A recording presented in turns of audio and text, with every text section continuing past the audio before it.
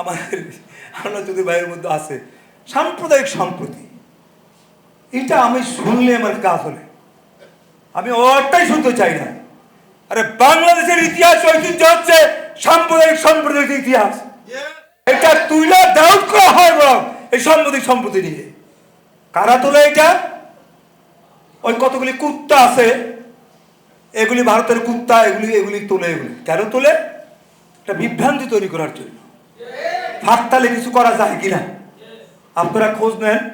জামাত শিবিরের লোকরা পাহারা দিয়েছে সারা বাংলাদেশে। কোন মন্দিরে হামলা হয়েছে, কোথায় হামলা হয়েছে, কি হয়েছে বাংলাদেশে? তো কিসের জন্য সাম্প্রদায়িক সম্প্রতি এত চিল্লাচ্ছেন কেন? এই কথাটা শুনলে আমার মেজাজ খারাপ হয়ে যায়। আরে বাংলাদেশের পৃথিবীর মধ্যে সর্বোচ্চ সাম্প্রদায়িক সম্প্রতির জায়গা। মুদির বাচ্চা মুদি, হ্যাঁ, রাইট কইরা তোমার হাতে রক্তের দাগ, তুমি এবার বাংলাদেশের সম্প্রতি খুঁজো। হ্যাঁ, হাসিনাকে বসাইছ ষড়যন্ত্র করার জন্য বাংলাদেশের বিরুদ্ধে, তা হবে না। আমাকে একজন কালকে বললো, ভাই ইন্ডিয়া জানি ভিতরে ভিতরে কি করতেছে। আমি তো করুক না, সমস্যাটা কি? ইন্ডিয়া তো আগামী 5 বছর জন্য হাসিনাকে বসাইছিল। আসিল কয়দিন? 7 জানুয়ারি ভোট করছে, 5ই আগস্ট বিদায় রাখতে পারছে? ভুল বুঝেন না, কোরআন শরীফের একটা আয়াত আছে যে তুমি কত বড় ষড়যন্ত্রকারী, আমি আরো মহা ষড়যন্ত্রকারী। তুমি যা মনে ভাবো আমি তা জানি। এটা আমার কথা না, আল্লাহর কথা।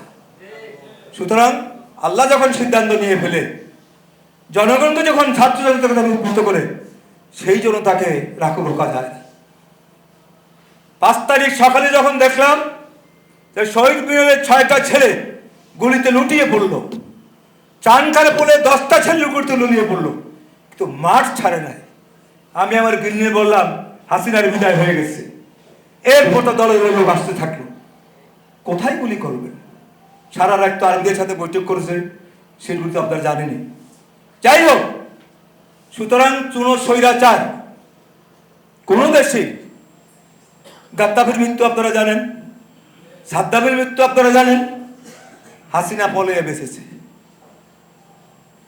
মোদি সাহেব, হাসিনা একটু বাংলাদেশে পাঠিয়ে দেন, আমরা একটু তার বিচার করো, তো দেখি বাংলাদেশের মানুষ ওয়েলকাম করতে চায় তাকে। হ্যাঁ, ওনার দলবলগুলো একটু পাঠান।